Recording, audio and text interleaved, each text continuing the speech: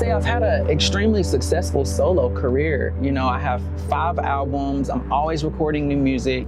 Also sing professional background. You know, I've sang for a lot of different people on TV, Earth, Wind & Fire, Toni Braxton.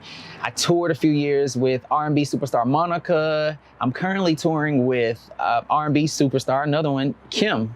He's phenomenal. Yeah, so throughout my music career, I've met and been blessed to meet a lot of different people. In my more recent years, I've met a really special person that has influenced me, I think, the most as it pertains to my music career as a solo artist and songwriter specifically. His name is Hyuk Shin. And I met Shin back in 2012, I think it was, in Atlanta. And I met him through another producer of mine, great producer. And yeah, I started out demoing records for him. One thing led to the next. Next thing you know, I'm literally writing K-pop music with Hyuk Shin. Like, he introduced me to a whole new world of music that I had no exposure to, no access to. I mean, I had no clue what K-pop really was. So it's absolutely crazy in a good way though. The thing I like about K-pop is that it taps into this attention to detail. So when I'm writing K-pop music, I pretty much feel at home, you know? So having that detail, having that standard of excellence, it literally fuels me. It drives me to be better and better and better. How can we make it better, you know? So working in K-pop is that's what I get, you know?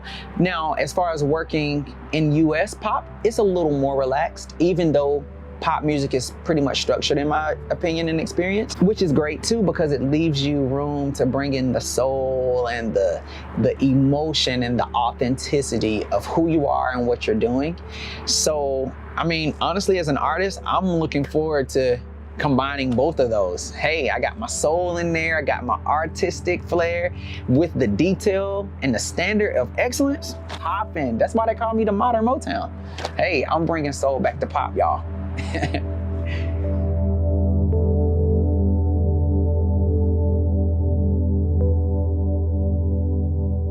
Yeah, so moving along further on in my career, I think the most memorable moment for me would be performing the national anthem for the Atlanta Falcons. I mean, hands down, that has to be one of my most special moments. I was so nervous. I submitted an audition tape one year. They called me back 2 years later and was like, dude, we really think you're good and we want you to, you know, sing the anthem for us. And so I was like, okay. But on the inside, I was like, oh my God, like this anthem is 70,000 people. I mean, but there was something in me that knew I was supposed to be there. And I think I used and relied on that to give me comfort and just to stand on that foundation. So I just remember being there. I remember being on the sidelines and everybody's talking, giving all these directions. And I'm like, just hearing, wah, wah, wah, wah, wah. It was, yeah. And I walked out and the moment I opened my mouth, I felt like my feet just levitated off that platform. I mean, it was absolutely amazing. I will never, ever forget that experience.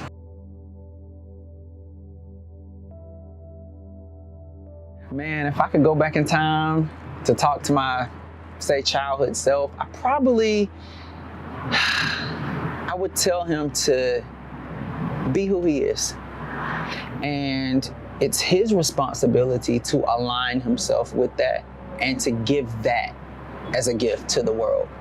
You know, I think that's what all of our purpose is here. You know, I have a wall in my home with a lot of people, you know, just a few people that inspire me on a daily basis. I want to just be reminded and see them every day.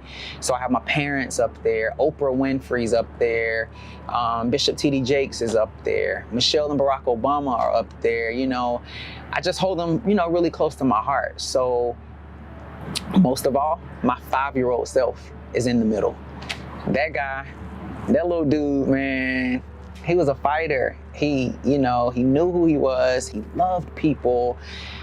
He loved making people happy. And so I would just encourage him and everyone, you know, to just be who you are and align yourself with your true purpose. You know, I always tell people, love is the key to the heart. Music is the key to the soul. It's life.